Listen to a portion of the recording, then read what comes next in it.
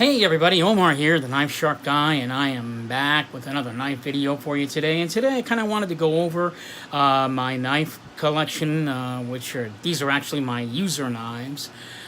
These knives I actually use every day. They're still, all of them are still in fairly really great condition because, unfortunately I work in an office and I don't have any place where I can actually use knives, but I do carry each one of these every day. And I want to just go over why I own these particular set of knives and what drew me to them. So I'm going to go ahead and just tell you about each one of my knives and why I have them. First off, this is the Zero Tolerance 04562. One of the main attractions why I went crazy for this knife was the sheep's foot. I really liked it. I just really felt that this was a very interesting blade shape. Plus, it would be good for, makes a really great slicer. And the fact that it was in black wash really kind of turned me on there. So the reason that I got this knife was mostly because it was in black wash and because of the sheep's foot shape on it. This knife is incredibly smooth. A little disappointing when I first got it because it was a little off-centered when I got it, and I finally opened up the knife, and when I opened it up there was some metal shaving inside, and the metal shaving kind of just popped out of there. And unfortunately the knife is still not perfectly centered, but it is about as centered as it will ever get. This particular knife was a sprint run. I got number 93. I believe there were, if I'm not mistaken, there may have only been, I don't know how many of these, but 93 is a low serial number for that sprint run there. So there you have it, the ZT-04562. I also like the fact that it was a sort of like 3D sculpture. As you can see all the sculpturing on the knife, really nice looking. So the next knife that I have was the Spyderco Advocate, and I think I got this because of this knife here, the Spyderco Swiss Bowie. It's kind of mirrors the Spyderco Swiss Bowie as far as the smoothness, because this knife is very smooth. Granted, this knife runs on washers and this one runs on ball bearings, but I did like the way that the knife operated.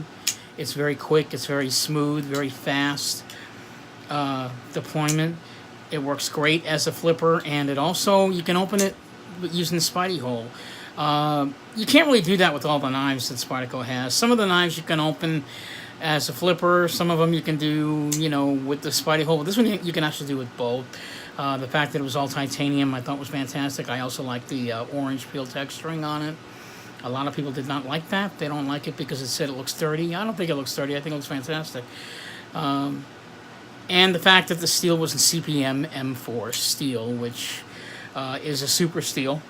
It is not water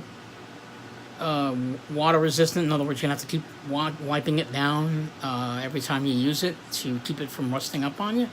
So there you go, the Spyderco Advocate. And the next knife I have here is a Spyderco Chubby. This is just a fantastic little guy. I carry this knife to the office every day. It's not intimidating.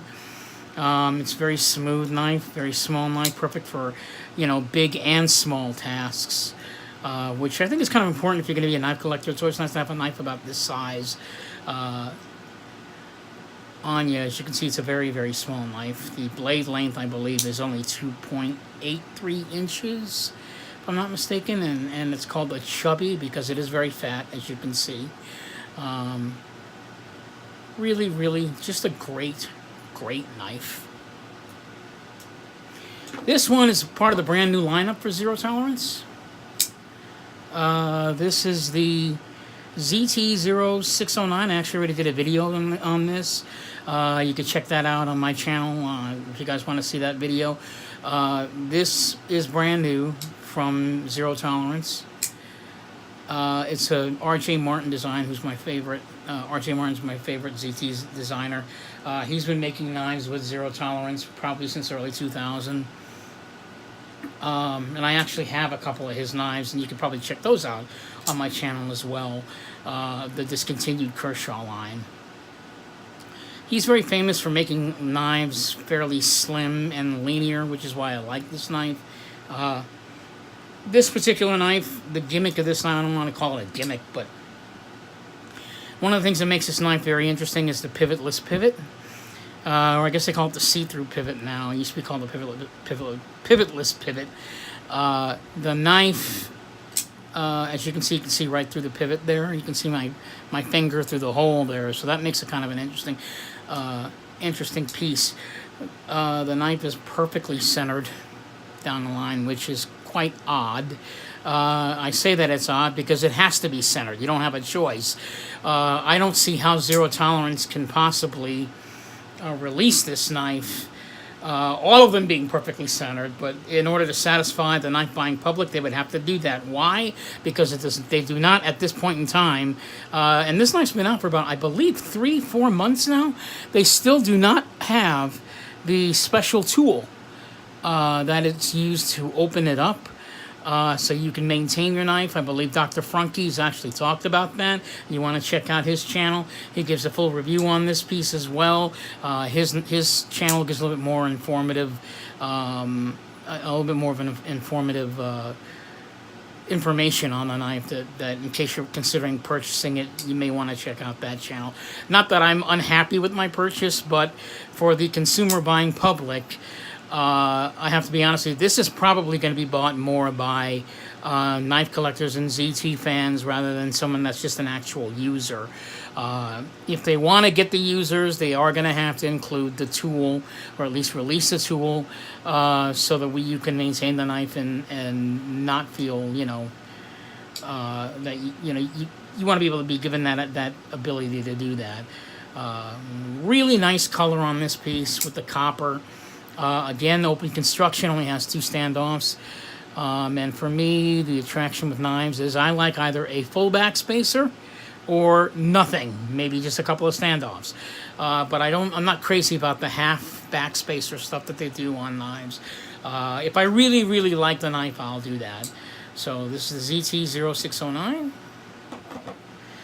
Speaking of half back spacers, here's the Spyderco Switchblade, and this knife is not going to be going anywhere at all. I'm going to be keeping this knife forever. In fact, I'm going to be getting it anodized probably in gold or blue, and I have not decided which one I want to do yet, but I figured it's time to pimp up this guy because I carry this knife often, just as often as I do my Sebenzas. It's currently my favorite, one of my favorites in the collection. And that is the Spyderco Switchblade. I've done a full video on this knife as well. You might want to check that out. The next piece is a classic Zero Tolerance knife now. Zero Tolerance has been around since 2012, and they have a small lineup of knives, but out of all the lineup of knives that Zero Tolerance has, a lot of people have said, and I have to agree, that this is the best Zero Tolerance knife they've ever made. Just because it has just enough flash, and the look is not intimidating. It's all titanium. The fit, the finish, the quality is all there. Mine, I got pimped out in the copper or gold, the bronze color, and I got gold screws with mine, so that made it even better looking. And the carbon fiber adds nice texture to that, and it's also very kind of a classy looking piece. A very elegant knife. As far as performance, this knife is not going to disappoint you with that CTS 204 piece steel. This knife has been released in 3 different steels, actually. When they first released it, I believe it came out in M390 for a short time, and then they switched over to the CTS 204P, and now you get it in CB20, which is what this particular knife is in. And all 3 steels that I just mentioned, they are all super steels. And as time goes by, as people get more and more involved with knives, they're going to want the super steel more and more. My next knife, again, another small one. This knife is also not going anywhere in my collection for the main fact that it's discontinued now. I'm also probably going to get this knife anodized as well. it's kind of sad because this is a Les George design, and Zero Tolerance has announced that they will probably no longer be making knives that are this small. And if you were to try to buy this knife on eBay, I believe the price for this is really hiking up. So if you can find one, that would be great. I picked up this guy when it was still running as part of the ZT lineup. I picked it up for, I believe, 230, 220, 230. Just a really great knife. Runs on ball bearings, very small. Kind of complements my other knife, which is the Spyderco Chubby. So there you go. You have two small size knives. My final knife, of course, is the Spyderco Mantra. Now, I've talked about this knife before. They've re-released this knife. This knife has been around probably for about 3 or 4 years. Which is kind of surprising. But the main reason a lot of people got this knife was because they liked the Spyderco Delica. And as you guys know, if any of you guys own a Spyderco Delica, it is a great, great knife. Comes out in G10. This knife comes out in CPM M4 steel. It's also slightly larger than the Spyderco Delica. And the knife is in all titanium. Now, when they released this knife, they released it with really good intentions. They wanted to give you a stronger, more solid Delica experience. But when people purchased this knife, they had a lot of complaints. Mostly the action on the knife was quite disappointing to them. Mostly because they made it as a flipper knife, which is fine.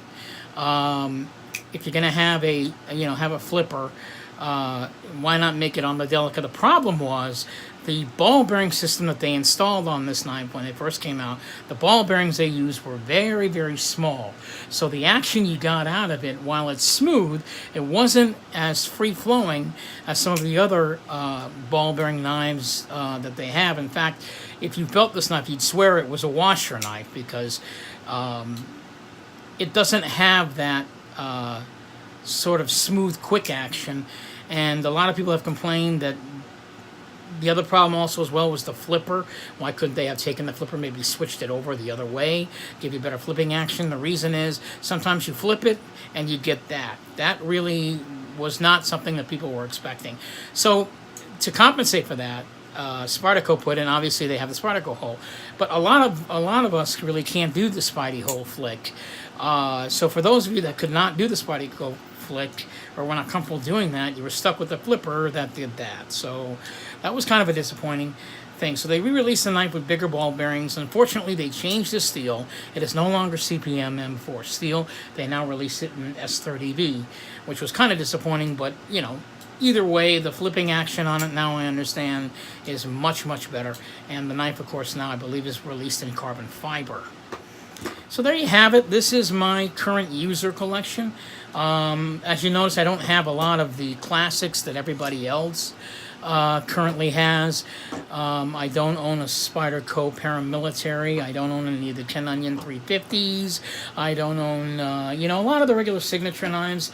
And I think I did that on purpose because I really wanted to own knives that I knew I was really going to like and not be bogged down by, oh, this knife is fantastic, you need to get it. I wanted to form my own opinion when I buy my knives and when I get my pieces. I always want to have them the way I want to have them. My knife collecting is going to be taking a turn. I don't know where I'm going to go with my knives now because I love all these knives. I may wind up selling 1 or 2 of them. I'm having difficulty parting with them all, but it is going to happen sooner or later if I want to go down the route that I want to. As you guys know, I purchased a couple of customs. You can see those videos on my channel as well.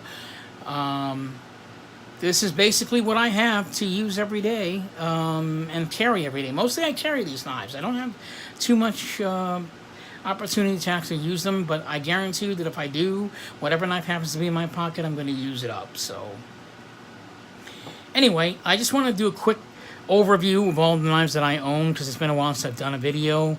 I'm going to be doing another video here in a couple of seconds on my experience with my Chris Reeve Sebenzas. I feel that's kind of an important video to do, how I'm doing with carrying and using them and my experience in using them.